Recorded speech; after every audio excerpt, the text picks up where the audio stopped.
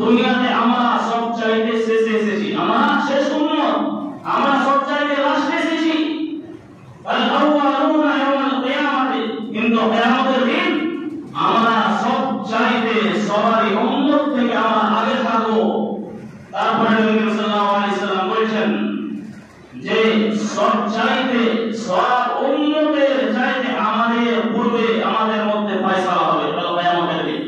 তাহলে এত ফজিলত, এত গুরুত্বের, এত মাহাত্ম জুমার দিনে নবী সাল্লাল্লাহু আলাইহি সাল্লাম আরো বলেছেন যে খায়রু ইয়াউমিন তালাআত আলাইহি শামসু ইয়াউমুল জুমআতে, যে সবচাইতে দিনের মধ্যে সবচাইতে উত্তম দিন হচ্ছে জুমার দিন। যেই দিন আর সূর্য উপর উদিত হয়েছে সেই দিন হচ্ছে জুমার দিন। এই দিনে আদম আলাইহিস সালামকে সৃষ্টি করেছেন, ওয়াফিহিল খিলাল জান্নাতা, এবং এই জুমার দিনে আদম আলাইহিস সালামকে জান্নাতে প্রবেশ করাচ্ছেন, ওয়া উখরিজা মিনহা, এবং এই দিনে আদম আলাইহিস সালামকে জান্নাত থেকে বের করে দিয়েছেন। ওয়ালা তাকুমুস সাআতু ইল্লা ফি ইয়াউমিল জুমআতি, এবং এই জুমার দিনে কিয়ামত সংঘটিত হবে। সম্মানিত উপস্থিতি, আসসালামু আলাইকুম ওয়া রাহমাতুল্লাহি ওয়া বারাকাতুহু। ইন্নাল হামদুলিল্লাহ নাহমাদুহু ওয়া নাস্তাঈনুহু ওয়া নাস্তাগফিরুহ ওয়া না'উযু বিল্লাহি মিন শুরুরি আনফুসিনা ওয়া মিন sayyi'ati a'malina। من يهده الله فلا مضل له ومن يضلل فلا هادي له، وأشهد أن لا إله إلا الله وحده لا شريك له، وأشهد أن محمدا عبده ورسوله। أعوذ بالله من الشيطان الرجيم. يا أيها الذين آمنوا اتقوا الله حق تقاته ولا تموتن إلا وأنتم مسلمون. يا أيها الناس اتقوا ربكم الذي خلقكم من نفس واحدة وخلق منها زوجها وبث منهما رجالا كثيرا ونساء، واتقوا الله الذي تساءلون به والأرحام، إن الله كان عليكم رقيبا. يا أيها الذين آمنوا اتقوا الله وقولوا قولا سديدا يصلح لكم أعمالكم ويغفر لكم ذنوبكم، ومن يطع الله ورسوله فقد فاز فوزا عظيما. أما بعد، فإن خير الحديث كتاب الله، وخير الهدي هدي محمد صلى الله عليه وسلم، وشر الأمور محدثاتها، وكل محدثة بدعة، وكل بدعة ضلالة، وكل ضلالة في النار. أعوذ بالله السميع العليم من الشيطان الرجيم. يا أيها الذين آمنوا إذا نودي للصلاة من يوم الجمعة فاسعوا إلى ذكر الله وذروا البيع، ذلكم خير لكم إن كنتم تعلمون. وقال النبي صلى الله عليه وسلم: خير يوم طلعت عليه الشمس يوم الجمعة، خلق آدم وفيه أدخل الجنة وفيه أخرج منها، ولا تقوم الساعة إلا في يوم الجمعة. الجمعة সম্মানিত উপস্থিতি, সমস্ত প্রশংসা গুণগান ধন সেই মহান আল্লাহ রাব্বুল আলামিনের জন্য, যিনি আমাদেরকে উত্তম উৎকৃষ্ট জাতি করে সৃষ্টি করেছেন। তিনার দয়ায় মায়ায় আজ আমরা পৃথিবীতে শ্বাস নিচ্ছি। আমরা তার অবদ্ধতা, তার মাসিয়াত, তার নাফরমানি দিন রাত করেও আমরা তার করুণায়, তার দয়ায়, তার মায়ায় আমরা সুখময় জীবনযাপন করছি। তিনার যতই প্রশংসা করা যাক আমরা শেষ করতে পারবো না, তাই আমরা সংক্ষেপে তিনার প্রশংসা করে থাকি আলহামদুলিল্লাহ। তারপরে আমাদের সমস্ত নবীগণের উপর দরুদ ও সালাম বর্ষিত হোক। বিশেষ করে আমাদের নবী জনাবে মুহাম্মদ রাসূলুল্লাহ সাল্লাল্লাহু আলাইহি ওয়াসাল্লামের উপর অসংখ্য দরুদ ও সালাম বর্ষিত হোক। আল্লাহুম্মা সাল্লি ওয়া সাল্লিম ওয়া বারিক আলাইহি। সম্মানিত উপস্থিতি, গত খুতবায়ে জুমাতে আপনারা উর্দু ভাষাতে বক্তব্য শ্রবণ করেছিলেন। টপিক ছিল গুনাহ কে নতাইজ, অর্থাৎ পাপের পরিণতি। যেটা আমি 3-4 খুতবা পূর্বে আমি এই টপিকে খুতবা দিয়েছিলাম।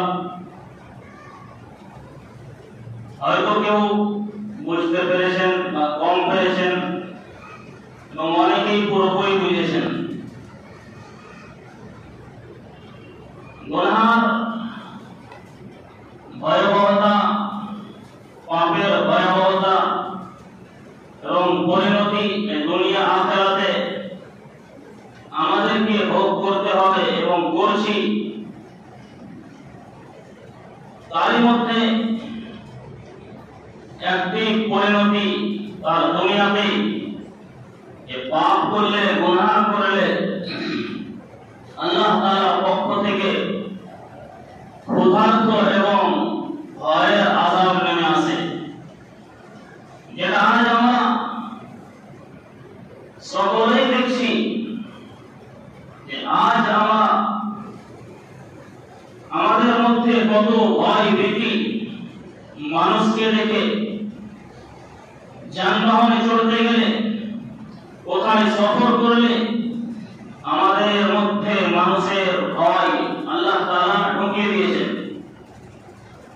মহান আল্লাহ রাব্বুল আলামিন সূরা নাহলের মধ্যে বলেছেন, দারাবাল্লাহু মাসালান ক্বরিয়াতান কানাত আমিনাতান মুতমাইন্নাতান ইয়াতিহা রিজকুহা রাগাদান মিন কুল্লি মাকান ফাকাফারাত বিআন'মিল্লাহ ফাআযাকাহা আল্লাহু লিবাসাল জু'i ওয়াল খাউফি বিমা কানু ইয়াসনাউন।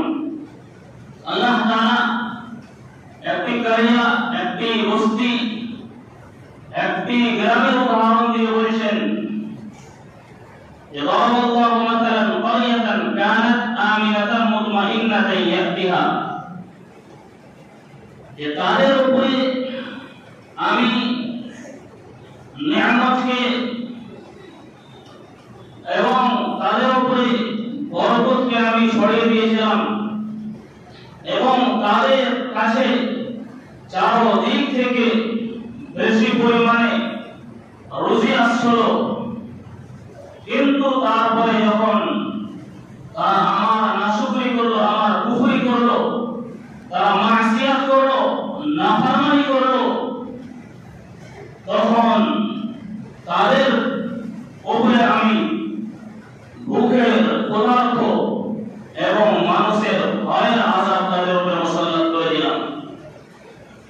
সম্মানিত উপস্থিতি, আমরা আয়াতে বুঝতে পারলাম যদি আমরা পাপের উপরে পাপ করে যাই, গুনাহের উপরে গুনাহ করে যাই এবং সেই গুনাহ থেকে যদি আমরা ফিরে না আসি, তাহলে আল্লাহ তাআলা আমাদের উপরে ক্ষুধার্ত এবং ভয়ের আযাব মুসাল্লাত করে দেবে এবং আল্লাহ তাআলা হয়তো হালকা ফুলকা করে দিয়েছে যেটা আমরা কল্পনা করতে পারছি।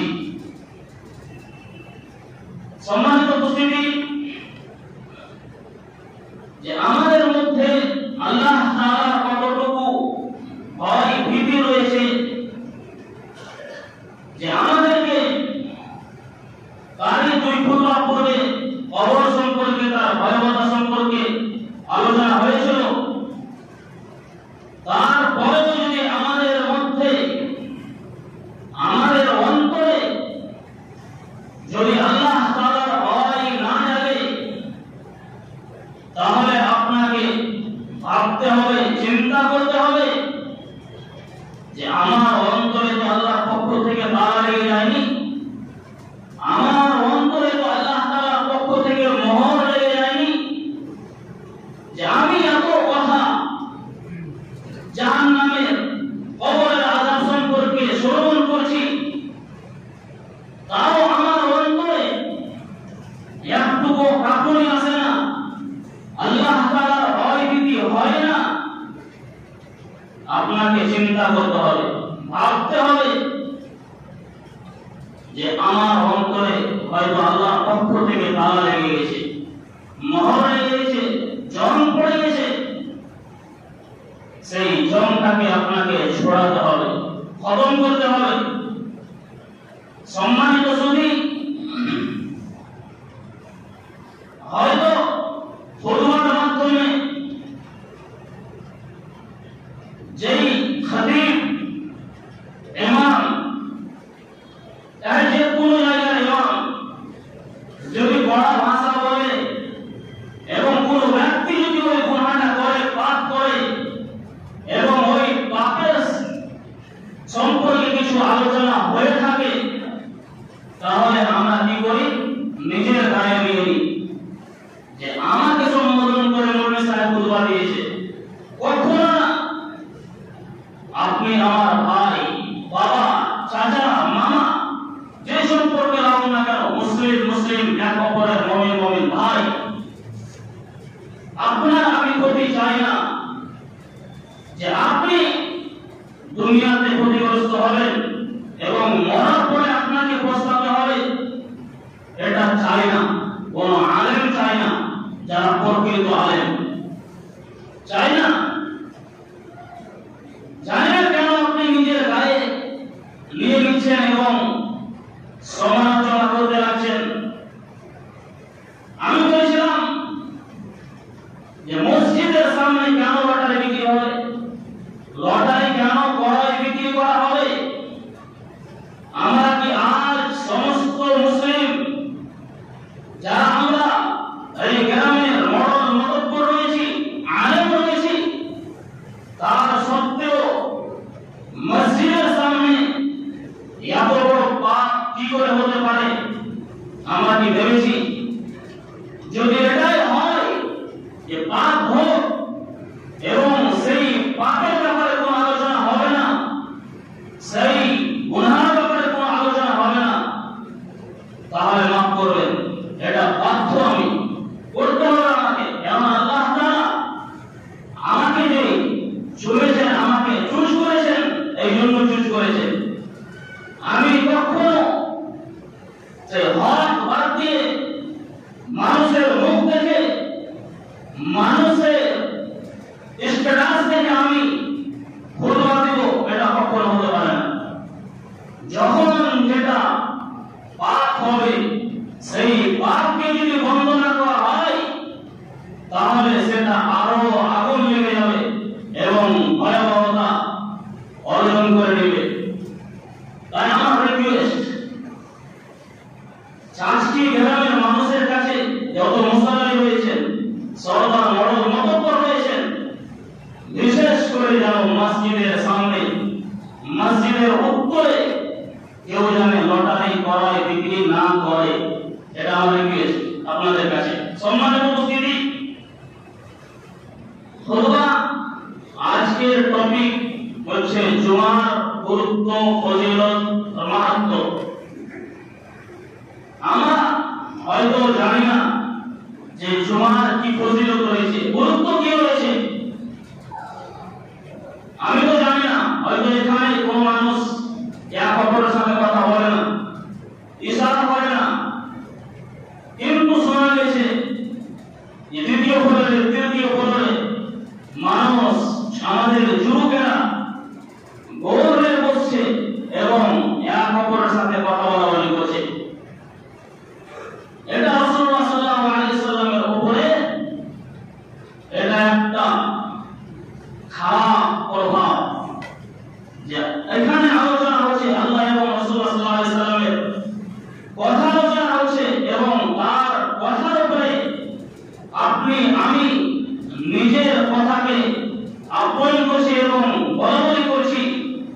আপনি ভেবেছেন আল্লাহ তাআলা সূরা হুজুরাতের মধ্যে বলেছেন, ইয়া আইয়ুহাল্লাযীনা আমানু লা তারফাউ আসওয়াতাকুম ফাওকা সাওতিন নাবিয়্যি ওয়া লা তাজহারু লাহু বিল কওলি কাজাহরি বা'দিকুম লিবা'দিন আন তাহবাতা আ'মালুকুম ওয়া আনতুম লা তাশউরুন। হে ইমানদারগণ, তোমরা তোমাদের আওয়াজকে নবীর আওয়াজের উপরে নিয়ে যাও না, তোমরা নিচে রাখো এবং তিনার সামনে জোর আওয়াজে কথা বলবে না। যেমন তোমরা আপোষের মধ্যে এক অপরের সঙ্গে কথা বলাবলি করছো, এমন ভাবে তোমরা যেখানে নবীর আলোচনা হবে, হাদিসের আলোচনা হবে, আল্লাহ তাআলার কথা হবে, সেখানে আমার আপনার কথা যেন উঁচু না হয়, সেখানে আপনাকে চুপচাপ শ্রবণ করতে হবে।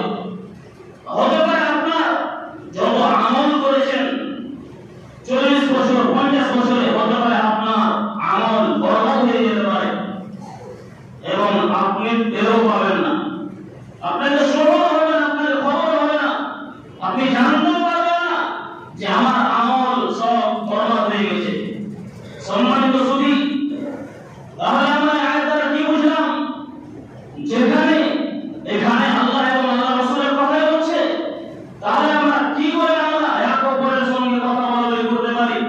এবং এর চাইতেও কঠোরভাবে নবী সাল্লাল্লাহু আলাইহি ওয়াসাল্লাম বলেছেন, যে ব্যক্তি খুতবার মাধ্যমে কথা বলাবলি করলো, অনর্থক কথা বললো, সে এই যে জুমা আযাব রয়েছে, নেকি রয়েছে, ফজিলত রয়েছে, গুরুত্ব রয়েছে, মাহাত্ম্য রয়েছে, সে বঞ্চিত থেকে যাবে।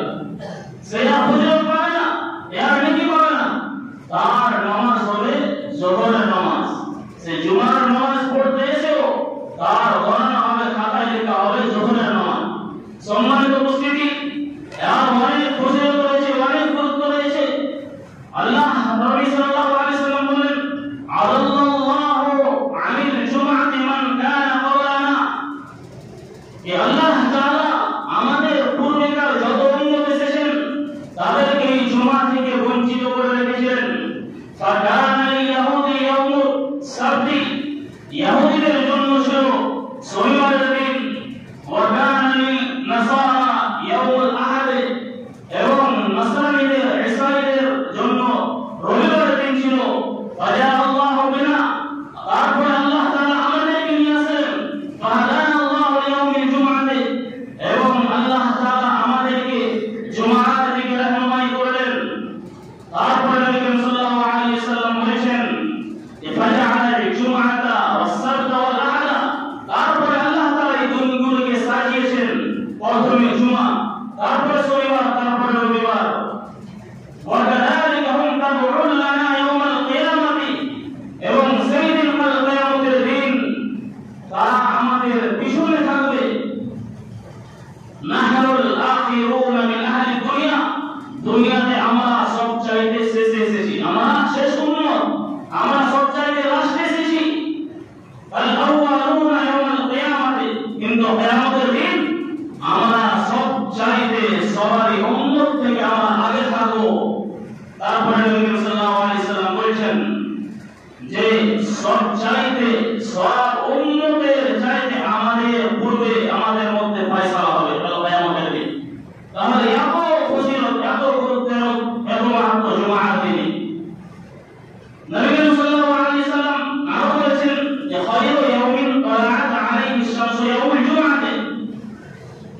সবচাইতে দিনের মধ্যে সবচাইতে উত্তম দিন হচ্ছে জুমার দিন। যেই দিন তার সূর্য ওপর উদিত হয়েছে সেই দিন হচ্ছে জুমার দিন। এই দিনে আদম আলাইহিস সালামকে সৃষ্টি করেছেন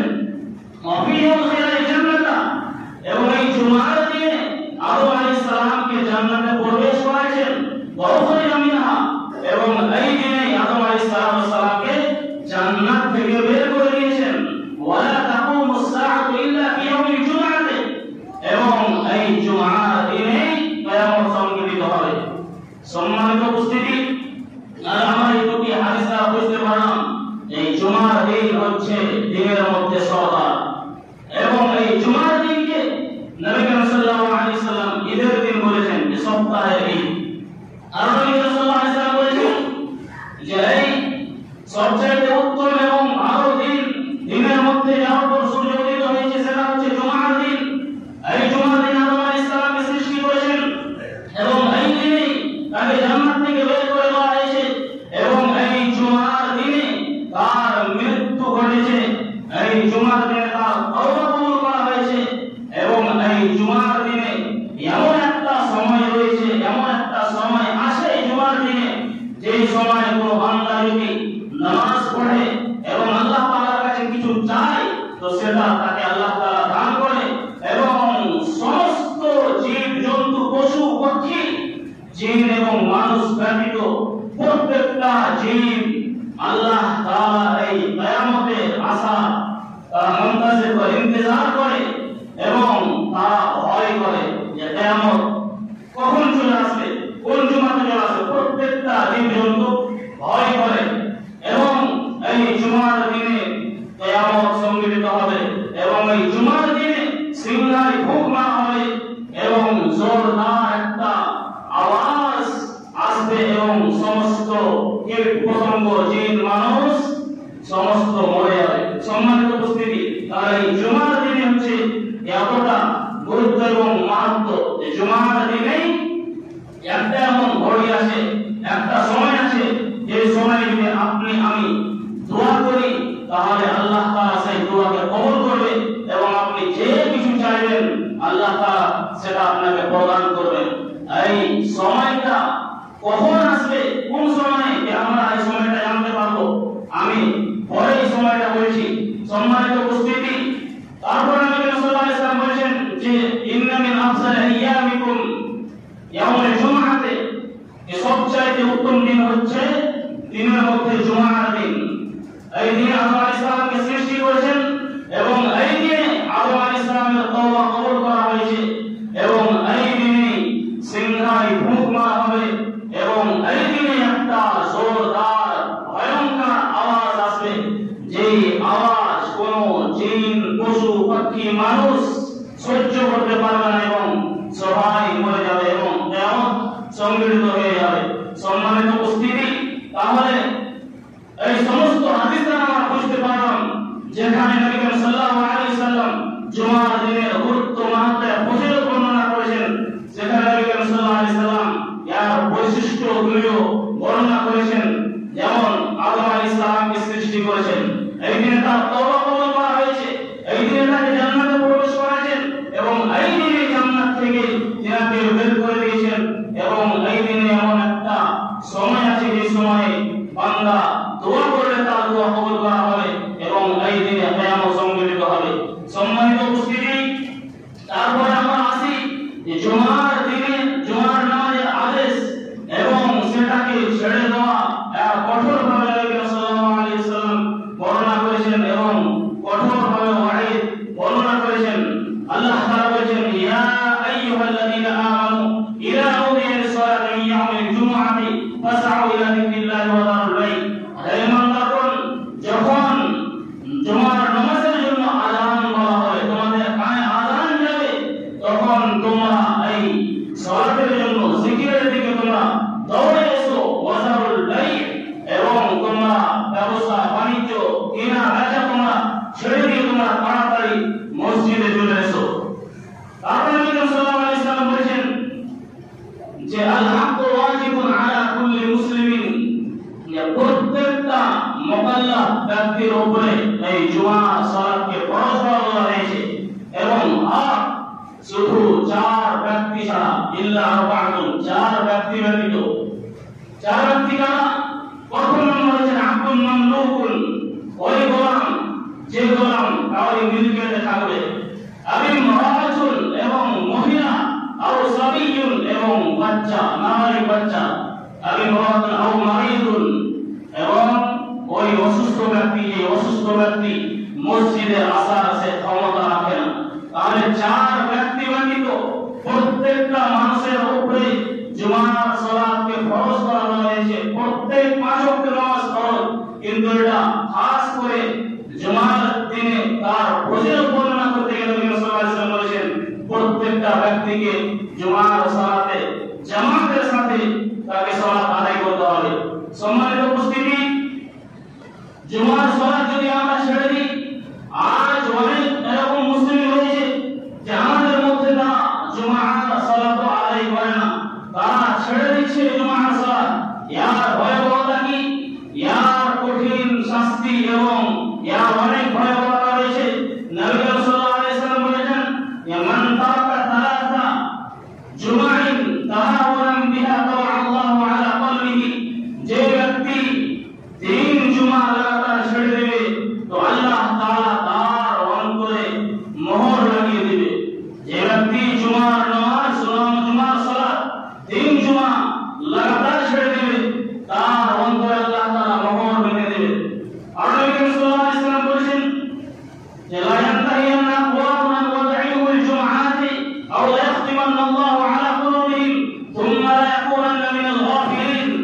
তোমরা জুমার নামাজ ছেড়ে দেওয়া থেকে তোমরা ফিরে এসো, কেননা আল্লাহ তাআলা তোমাদের অন্তরে মোহর লাগিয়ে দিবে এবং তোমরা গাফিলের অন্তর্ভুক্ত হয়ে যাবে। আমরা এই দুটি হাদিস দ্বারা বুঝতে পারলাম যে জুমার নামাজ যদি আমরা ছেড়ে দিই তাহলে আমাদের অন্তরে আল্লাহ তাআলার পক্ষ থেকে মোহর লেগে যাবে। যখন যদি মোহর লেগে যায়, ওই জন্য তো আমরা ভালো জিনিস কোনটা খারাপ জিনিস পার্থক্য করতে পারছি না। আমাদের দৃষ্টিতে, আমাদের নজরে যেটা খারাপ জিনিস, যেটা মাসিয়াতের কাম, যেটা গুনাহের কাম, সেটাকে আমরা প্রাধান্য দিচ্ছি, আমাদেরকে ভালো লাগছে। কিন্তু যেটা ভালো কাম, ভালো কথা, হক কথা, সেটা আমরা বরদাস্ত করতে পারি না। কেন? হতে পারে আমাদের অন্তরে মোহর লেগে গেছে।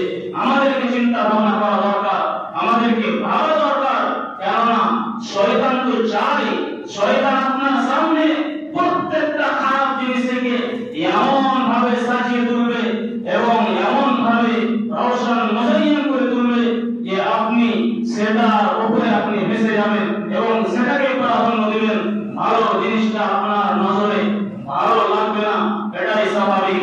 সম্মানিত উপস্থিতি, আমরা সালাত আদায় করি, আমরা জুমার নামাজ পড়তে আসি, কিন্তু আমরা এক অপরের সাথে আমরা কথা বলাবলি করি, আমরা ব্যর্থ কথা বলি। এত কঠোরভাবে নিষেধ করা হয়েছে এবং এত জরুরি যে খুতবা শোনা ফরজ, কান খাড়া করে এবং চুপচাপ খুতবা শুনতে হবে, কোনো ইশারাও করা চলবে না। এত কঠোরভাবে নবী সাল্লাল্লাহু আলাইহি ওয়াসাল্লাম বলেছেন। কিন্তু আমরা আজ হতভাগা, আমরা অবুঝ, আমরা জুমার দিনে এদিকে খুতবা চলছে আর আমরা নিজের গল্পতে আমরা ব্যস্ত। সম্মানিত উপস্থিতি, নবী সাল্লাল্লাহু আলাইহি ওয়াসাল্লাম বলেছেন, ইযা কুলতা লিসাহিবিকা, যখন তোমরা জুমার সালাত আদায় করতে আসবে এবং তোমরা তোমার পাশেকার সঙ্গীর সাথে তোমরা এই কথাটা বলবে যে চুপ থাকো, তাহলে আপনি অনর্থক কথা বললেন। নবী সাল্লাল্লাহু আলাইহি ওয়াসাল্লাম এটাকে অনর্থক কথা বললেন। যে কোনো ব্যক্তি যদি নিজের সাথীকে, নিজের পাশে বসে থাকা মানুষকে সে যদি লড়াচড়া করে, সে যদি কথা বলে এবং সেই কথা বলার উপরে সে যদি বলে যে চুপ থাকো, তাহলে আপনি এই জুমার যে ফজিলত আপনি হারিয়ে ফেললেন এবং আপনার এই জুমা জোহরের নামাজ সমান করা হবে, জোহরের নামাজ গণনা করা হবে। সম্মানিত উপস্থিতি, হযরত উবাই বিন কাব রাদিয়াল্লাহু তাআলা আনহু বলেন, বর্ণনা করেছেন যে নবী সাল্লাল্লাহু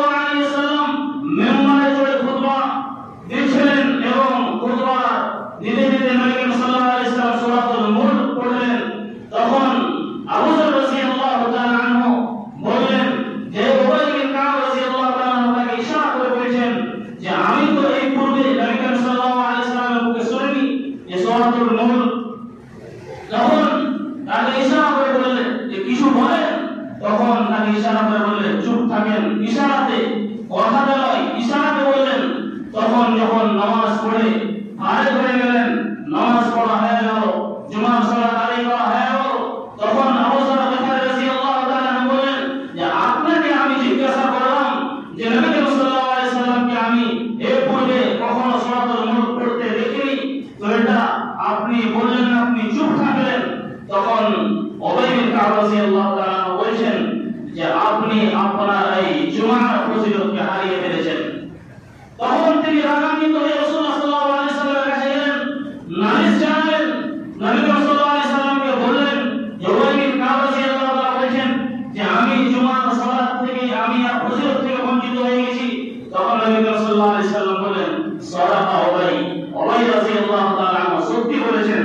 তখন নবী সাল্লাল্লাহু আলাইহি সাল্লাম বললেন যে ব্যক্তি জুমা খুতবা এই চলাকালীন কোন ব্যক্তি যদি গল্প করে এবং বিরোধ আঘাত করে অনর্থক কথা বলে তাহলে সে জুমার ফজিলত থেকে সে বঞ্চিত হয়ে থাকবে এবং তার এই সালাত জোহরের সালাত গণনা করা হবে। সম্মানিত উপস্থিতি, টাইম শেষ হতে চলেছে।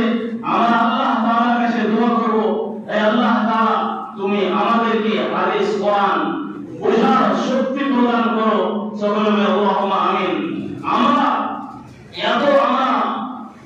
হতভাগা মুসলমান হয়ে গেছি যে আমরা কোনটা ভালো জিনিস, কোনটা খারাপ জিনিস, কোনটা মাসিয়াত, কোনটা নেকির কাম আমরা পার্থক্য করতে পারছি না। এই বুঝটা আমাদের মধ্যে আল্লাহ তাআলা তুমি ঢুকিয়ে দাও। আমরা বলি আল্লাহুম্মা আমিন। হে আল্লাহ তাআলা যেন আমরা কখনো এটা আমরা মুখ দিয়ে উচ্চারণ না করতে পারি যে আমরা কথা শুনবো এবং না শুনে আমরা না বিবেচনা করে আমরা এক অপরের উপরে ইলজাম লাগিয়ে দেব। এটা যেন আমরা এই কাজ থেকে আমরা যেন বিরত থাকি। কেননা যে কোনো জিনিস আপনি কারোর উপরে ইলজাম লাগাবেন, আপনাকে পারসিস করতে হবে, আপনাকে যাচাই পড়তাল করতে হবে, আপনাকে যাচাই বাছাই করে যেটা সত্যি তারপরে আপনাকে বলতে হবে। আপনি অনর্থক আপনি কারোর উপরে ইলজাম লাগিয়ে দিবেন, ইয়ার অনেক ভয়াবহ শাস্তি রয়েছে। কেউ ব্যক্তি যদি কারোর উপরে ইলজাম লাগিয়ে দেয় তার অনেক বড় শাস্তি রয়েছে। তাহলে আমরা আগে বুঝবো, আমরা খুতবা ভালোভাবে শুনবো এবং তার উপরে আমল করব এবং আমরা হক কথার বিপক্ষে আমরা যাব না। যেই হক কথা বলবে, কোরআন হাদিসের কথা বলবে তার আমরা সাথ দিব, যেগুলো জানতে আমরা সাথ দিব, আমরা তার বিপক্ষে যাব না। আল্লাহ তাআলা তুমি আমাদেরকে তৌফিক দিও, আমিন। আল্লাহ তাআলা যারা আমাদের মধ্যে চলে গেছে দুনিয়া ছেড়ে, আল্লাহ তাআলা তুমি তাদের কবরের আযাবকে হালকা করে দেবে যদি কোনো শাস্তি ভোগ করে। হে আল্লাহ তাআলা আমরা যে এত দিন থেকে আমরা ভুলে পিছিয়ে সরে আছি, আল্লাহ তাআলা তুমি আমাদেরকে বোঝার তৌফিক দান দিও। আমরা যেন তোমার এই সিধা রাস্তাতে সিরাতুল মুস্তাকিমের উপরে আমরা আসতে পারি এবং তোমার ইবাদত বান্দেগি করে তোমাকে রাজি করে নিতে পারি। আল্লাহ তাআলা তুমি আমাদেরকে তৌফিক দিও, আমিন। বারাকাল্লাহু লানা ওয়া লাকুম ফিল কুরআনিল মাজিদ ওয়া নাফa'ani bil ayati wal hamid innahu ta'ala jawadun karimun malikun barrun rahim.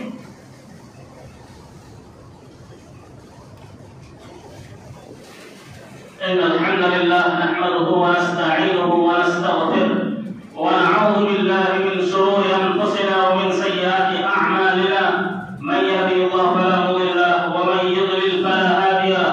وأشهد أن لا إله إلا الله وأشهد أن محمدا عبده ورسوله. أما بعد، أعوذ بالله من الشيطان الرجيم.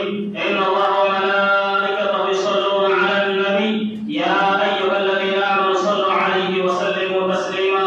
اللهم صل على محمد وعلى آل محمد كما صليت على إبراهيم وعلى آل إبراهيم إنك حميد مجيد. اللهم بارك على محمد وعلى آل محمد كما باركت على إبراهيم وعلى آل إبراهيم إنك حميد مجيد. عباد الله رحمكم الله، إن الله يأمر بالعدل والإحسان وإيتاء ذي